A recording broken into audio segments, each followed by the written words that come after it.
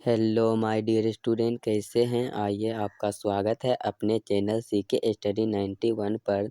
तो आज के सेशन में हम करने वाले हैं कि क्लास 12 का जो केमिस्ट्री का 20 MVBI लॉन्ग क्वेश्चन को सीरीज को चलाए थे, उसमें से मैंने आपको क्वेश्चन नंबर 11 तक की वीडियो प्रोवाइड करा चुके हैं।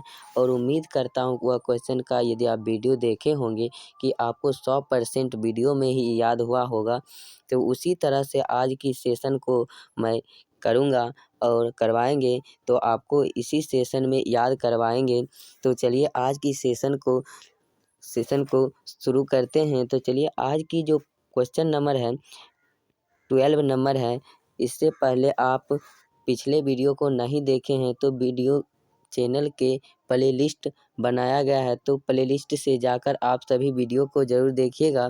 और वीडियो के डिस्क्रिप्शन में मेरा व्हाट्सएप ग्रुप का लिंक है, तो आप वहां से जुड़कर यदि PDF लेना चाहते हैं तो हमें मैसेज कीजिए, उसके बाद मैं आपको PDF दे दूंगा। तो चलिए आज की सेशन को शुरू करते हैं। तो क्वेश्चन नंबर 12 है, जो कि बहुत ही महत्वपूर्ण है आपके एग्ज़ाम के GST 2023 बिहार बोर्ड एग्ज़ाम में। तो चलिए आज की सेशन में मैं आपको यह क्वेश्चन को याद कराने वाला हूं। तो देखता हूं क्वेश्चन नंबर 12 क्या है। तो धातु लोहा के दो मुख्य अयस्क, धातु देगा, धातु के दो मुख्य अयस्क के नाम लिखे तथा उसके मुख्य अयस्क का मुख्य अयस्क के धातु के निष्कर्षण के सिद्धांत को लिखे। तो चलिए इससे आपको क्वेश्चन देगा तो आप बना लीजिए। यदि आपको दे दिया जाए कि लोहा के दो मुख्य अयस्क के नाम लिखे तथा उनसे मुख्य अयस्क के धातु के निष्कर्षण के सिद्धांत को लिखें, तो आप क्या करेंगे। तो ये दोनों क्वेश्चन यदि आपको रहेगा तो आप इसी तरह से लिखिएगा। यदि आपको अधिकतर क्वेश्चन पूछा जाता है लोहा के दो मुख्य अयस्क के नाम लिखें तथा उसके दो मुख्य अयस्क उसके मुख्य अयस्कों के धातु के निष्कर्षण के सिद्धांत के बारे में लिखे। तो चलिए इसे मैं आपको बताने का प्रयास करता हूं, तो आप एग्जाम हॉल में किस तरह से लिखेंगे। तो सबसे फर्स्ट ऑफ ऑल आप लिखिएगा, लोहा धातु के दो मुख्य अयस्क निम्नलिखित है। लोहा जो धातु है उसका दो मुख्य अयस्क कौन कौन सा है, जो कि बहुत बढ़िया और फेमस अयस्क है। तो जो दो मुख्य अयस्क है वह बहुत है और बहुत अच्छा है, हेमाटाइट और मैग्नेटाइट। ये बहुत ही मुख्य अयस्क में गिने जाते हैं। तो इसका सूत्र क्या होता है, हेमाटाइट का सूत्र Fe2O3 तथा मैग्नेटाइट का सूत्र Fe3O4। हेमाटाइट के सूत्र में यदि +1 कर देंगे तो देखिए Fe2 है तो यहाँ पर Fe3 है, O3 है तो O4 है। तो यहाँ से आपको समझ में आया होगा। तो आपको 2 मार्क्स वाले में पूछ लिया जाता है केमिस्ट्री में, लोहा के दो मुख्य अयस्क के नाम लिखें तथा उनकी रासायनिक सूत्र भी लिखे। तो आप यहाँ से लिख सकते हैं हेमाटाइट तथा मैग्नेटाइट, इसका 2 रासायनिक सूत्र है। तो यहाँ से लिखेगा तो आपको 2 नंबर क्लियर हो जाएगा। और 5 नंबर वाले में भी आपको यहाँ से 1 नंबर दे दिया जाता है। तो चलिए आप धातु का निष्कर्षण अर्थात लोहा धातु का निष्कर्षण किस प्रकार से करेंगे। तो चलिए मैंने इसे चरण में बांटा हूँ। तो फर्स्ट ऑफ ऑल आपको 1 नंबर देना है और लिखना है कि अयस्क को तोड़ना और पीसना, तोड़ना एवं पीसना। तो अयस्क को आप किस प्रकार से तोड़ेंगे और किस प्रकार से पीसेंगे, तो चलिए उसे समझने का प्रयास करते हैं। तो खनन से प्राप्त अयस्क बड़े टुकड़े के रूप में होते हैं। जब जमीन के अंदर से अयस्क को जब निकाला जाता है तो वह बड़े टुकड़े के रूप में रहते हैं। इसे पीस कर चूर्ण बनाया जाता है। जिस प्रकार से बहुत बड़े बड़े चीज़ को पीस कर महीन बनाया जाता है। ये जो अयस्क है, चूर्ण है, अयस्क है, यह बहुत बड़े बड़े होते तथा इसे पीस कर चूर्ण बनाया जाता है तथा चलनी से चाल लिया जाता है। आप सभी स्टूडेंट जो गर्ल होंगे वह चलनी से आटा चालते होंगे, ठीक उसी प्रकार उस अयस्क को चूरने के बाद, पीसने के बाद उसे चलनी से चाल लिया जाता है। तो आपको समझने का सबसे अच्छा तरीका है कि यहाँ पर कूटने पीसने का जो अर्थ है, पीस कर चूर्ण बना लिया जाता है। तो पहले आप गेहूँ दर्राते हैं, लेकर जाते हैं, उसके बाद जाते हैं मिल पर, क्या करना है तो पिसाने। तो चूरने पिसाने के बाद आप आते हैं तो घर में खाना बनाते हैं, तो चलनी से क्या करते हैं, चाल लेते हैं, उसके बाद खाना बनाते हैं। तो उम्मीद करता हूँ कि अयस्क को तोड़ना तथा पीसना आपको समझ में आ गया होगा। चलिए अगले चरण को देखते हैं। तो अगले चरण को आपको समझाने का प्रयास करता हूँ तो आपको समझ में आएगा। तो चलिए, कहता अयस्कों का सांद्रण। आप अयस्कों का सांद्रण किस प्रकार से कर सकते हैं? तो चलिए, तो मैंने बहुत अच्छी तरह से लिखा हूँ। कहता हेमाटाइट अयस्कों का सांद्रण चुंबकीय पृथक्करण। यहाँ से आप देखिएगा, अयस्कों का सांद्रण जो होता है वह किस विधि से होता है, तो आपको ऑब्जेक्टिव में पूछा जाएगा। तो आप यहाँ से याद रखिएगा, अयस्कों हेमाटाइट अयस्कों का सांद्रण चुंबकीय पृथक्करण विधि द्वारा किया जाता है। किस विधि द्वारा किया जाता है? चुंबकीय पृथक्करण विधि द्वारा किया जाता है। इस विधि में दो चुंबक का बना रोलर होता है। इस विधि में जो है यहाँ पर दो चुंबक का बना रोलर आपको दिख रहा होगा। यहाँ पर आपको जहाँ पेंसिल मैं आपको पेंसिल से दिखा रहा हूँ कि यहाँ पर दो रोलर बना हुआ है। चलिए, रोलर आपको दिख गया होगा। इसमें लगे पट्टे पर चूर्ण अयस्क को गिराया जाता। आप जो अयस्क को चूर्णित किए थे अर्थात पीसे थे, वह यह क्या है? यह एक पट्टी है। आप ध्यान से देखिएगा, मेरा पेंसिल जो यहाँ पर पेंसिल से लिख रहे हैं, यह एक क्या है? पट्टी है। और यहाँ पर आपको तीर के निशान देकर लिखा हुआ है क्या? पट्टी। तो इस पट्टी को भी आप समझे होंगे। तथा कहता अयस्क को गिराया जाता है। तो यहाँ से आपको अयस्क गिराने के लिए क्या है? जगह है। तो इस पट्टी पर क्या हो रहा है? तो अयस्क आप गिरा रहे हैं। जो अयस्क आपने क्या किए थे? चाले हुए थे। तो चलिए उस अयस्क को गिराते हैं। तो आप कहता है तो शुद्ध धातु रोलर के पास गिरता है।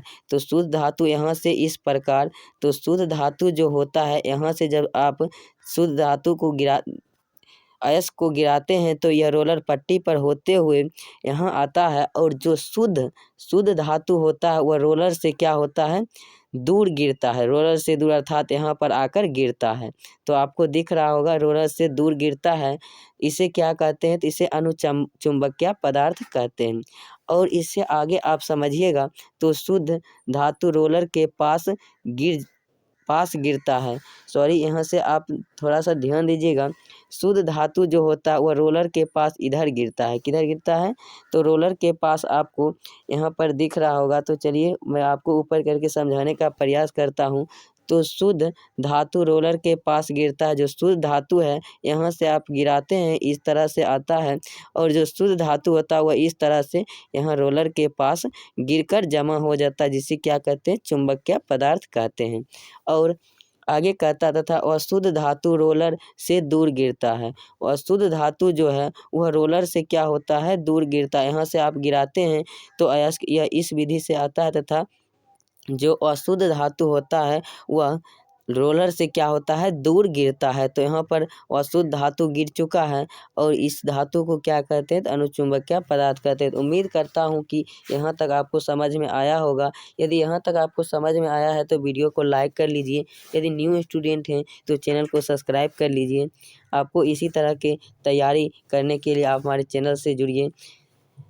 तो चलिए, अब मैं तीसरे पॉइंट को समझते हैं। तो तीसरे चरण को देखते हैं। तीसरे चरण में निस्तापन या भर्जन। तो निस्तापन या भर्जन किसे कहते हैं? तो आपको समझाने का प्रयास करता हूं और आपको समझ में भी आएगा।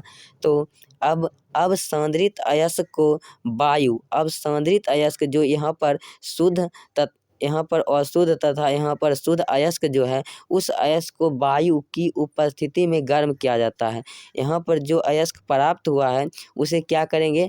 वायु के उपस्थिति में, वायु के O2 ऑक्सीजन के उपस्थिति में गर्म किया जाता है, जिससे जलवाष्प के रूप में बाहर निकल जाता है। जो कि क्या होता है? जब हम इस सांद्रित अयस्क को वायु के उपस्थिति में गर्म करते हैं तो उसमें से क्या होता है? जलवाष्प के रूप में वह सभी बाहर निकल जाते हैं। कौन?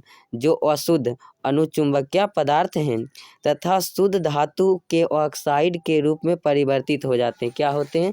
तब शुद्ध धातु के ऑक्साइड के रूप में परिवर्तित हो जाते हैं। उम्मीद करता हूँ कि यहाँ तक आपको समझ में आया होगा। तो चलिए अब मैं अगले स्लाइड पर चलते हैं। चलिए अब मैं अगले स्लाइड पर आ चुके हैं और आपको स्क्रीन पर दिख रहा होगा। तो चलिए अब मैं इसे क्या करेंगे तो परगलन करेंगे। क्या करेंगे तो परगलन करेंगे। तो चलिए परगलन किस प्रकार से किया जाता है तो आपको समझाने का प्रयास करता हूँ। तो निस्तारित अयस्कों को चूना पत्थर जो आप वाष्प में बनाकर उड़ा दिए थे, जल वाष्प बनकर निकल जाता है तथा उसमें धातु के ऑक्साइड बच जाते हैं, तब उसको क्या करिएगा आप तो निस्तारित अयस्कों को चूना पत्थर तथा कोक के साथ मिलाकर बात्या भट्टी में ऊपर से गिराया जाता है। तो आप क्या करेंगे यहाँ से समझने का प्रयास कीजिएगा। निस्तारित अयस्कों को चूना पत्थर तथा कोक के साथ मिलाकर, चूना पत्थर तथा वो जो कोक होता है CO कोक के साथ मिलाकर बात्या भट्टी होता है उसमें क्या होता है गिराया जाता है। तो बात्या भट्टी में गिराया जाता है तो कोक जब जल जाता है तो उसके जलने से कार्बन मोनोऑक्साइड का रासायनिक सूत्र होता है CO, आपको यहाँ पर दिख रहा होगा। तो कार्बन मोनोऑक्साइड प्राप्त होता है। तो उम्मीद करता हूँ यहाँ तक आपको समझ में आया होगा। तो चलिए इससे आगे आपको समझाने का प्रयास करते हैं। तो आपको स्क्रीन पर दिख रहा होगा। तो चलिए यहाँ से कहता है भट्टी के ऊपरी हिस्से में CO क्या है कार्बन मोनोऑक्साइड अवकारक का कार्य करता है। भट्टी के जो ऊपरी हिस्से होते हैं उसमें CO कार्बन मोनोऑक्साइड अवकारक के कार्य करता है तथा निचले हिस्से में C अर्थात कार्बन अवकारक का कार्य करता है। तो उम्मीद करता हूँ कि यहाँ तक आपको समझ में आया होगा। तो अब आपको यहाँ पर थोड़ी सी रिएक्शन है तो उस रिएक्शन को जैसे जैसे मैंने आपको बताया हूँ उस तरह से सिर्फ करते जाना है। तो Fe2O3 यह किसका रासायनिक सूत्र है तो जल्दी से आप सभी स्टूडेंट कमेंट बॉक्स में लिख दीजिए कि यह किसका रासायनिक सूत्र है। मैंने आपको ऊपर बताए हैं। तो यह Fe2O3 यह हेमाटाइट का सूत्र है प्लस CO क्या है कार्बन मोनोऑक्साइड, यह क्या है एक अवकारक का कार्य करता है। तो CO हेमाटाइट को जब CO कार्बन मोनोऑक्साइड से अभिक्रिया कराते हैं तो Fe3O4, तो हेमाटाइट के बाद आपको क्या लिखाए थे Fe3O4, तो मैग्नेटाइट, तो मैग्नेटाइट का निर्माण करता है तथा CO2 कार्बन डाइऑक्साइड बाहर निकल जाता है।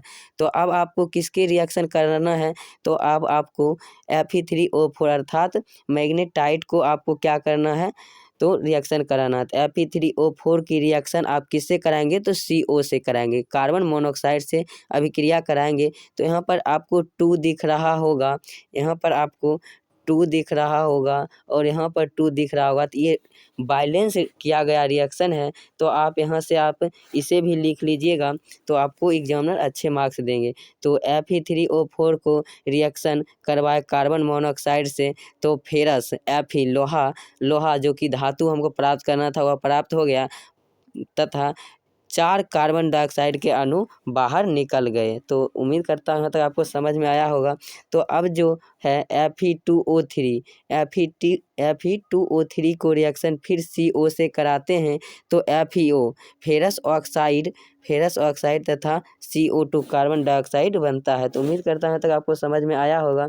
तो चलिए अब थोड़ा सा बच गया है तो अब सेशन समाप्त ही होने वाला है। तो अभी तक वीडियो को लाइक नहीं किया तो वीडियो को लाइक कर लीजिए, न्यू स्टूडेंट है चैनल को सब्सक्राइब कर लीजिएगा। तो चलिए नीचे लिखा हुआ है निचले हिस्से में होने वाला अभिक्रिया। जब निचले हिस्से में जब आप चले आते हैं तो वहाँ पर एक अभिक्रिया होता है। तो वह कैसी अभिक्रिया होता है तो ये जो आपको फेरस ऑक्साइड प्राप्त हुआ है तो फेरस ऑक्साइड की अभिक्रिया कार्बन से करा दीजिए। देखिए आपको मैंने ऊपर दिखाया हूँ कि कहता है निचले हिस्से में कार्बन C अवकारक कार्य करता है और CO जब अवकारक का कार्य करता था तो आप उसको कर चुके हैं, सभी में CO से रिएक्शन करा चुके हैं। अब कहता है ऊपरी हिस्से में, तो ये सभी ऊपरी हिस्से में था तथा निचले हिस्से में C अवकारक का कार्य करता है। तो चलिए निचले हिस्से में अब C अवकारक का कार्य कर रहा है तो इसे देख लेते हैं। तो इसे फेरस ऑक्साइड को कार्बन से रिएक्शन कराए